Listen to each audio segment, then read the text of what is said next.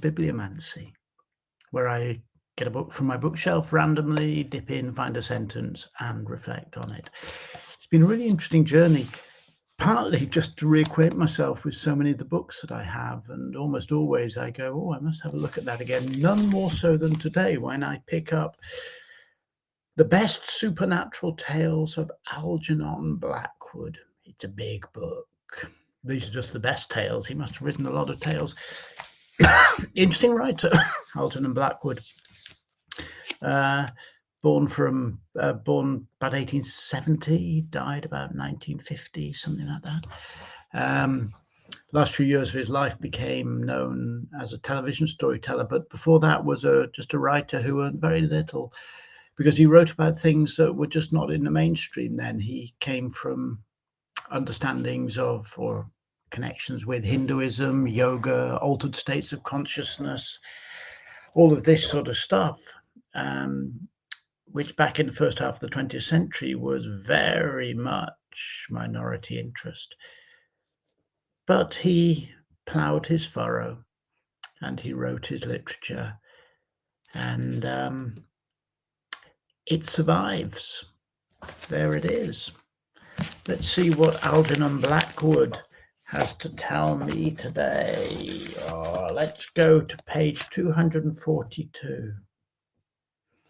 He was a solicitor, I imagined, and the name, only half understood, somehow to me suggested prison. And my uncle, who was also my legal guardian, I fancied, had done something wrong. Immediately evokes a situation where you are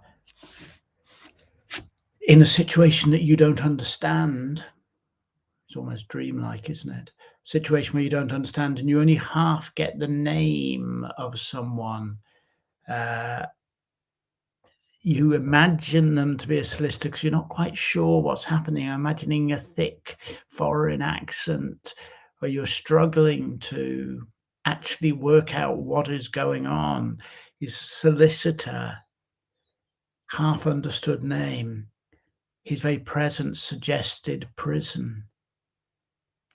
And a threat, my uncle, who was also my legal guardian, I fancied had done something wrong.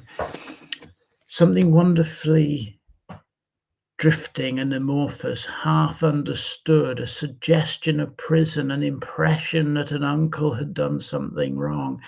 This sense of not knowing, articulated really beautifully in that sentence, and a reminder of not knowing being the reality of life.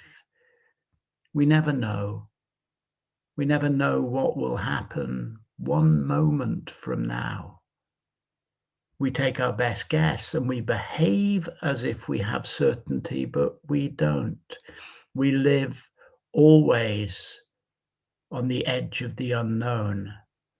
A name half understood, an impression of prison, a fear that someone important to you has done something wrong and is in trouble. Always this sense that beyond what you think you can see, there are ghosts lurking. Beautiful evocation of the amorphousness of reality. Thank you, Algernon Blackwood. You see, I think I'm going to have to go back and read some of the tales of Algernon Blackwood because I suspect he's very good. I know I remember enjoying the ones I read. I don't think I read the whole book, but I dipped in and out. Time to go back, read some more. Tomorrow will be last of my 30 days of Bibliomancy. Thanks for today.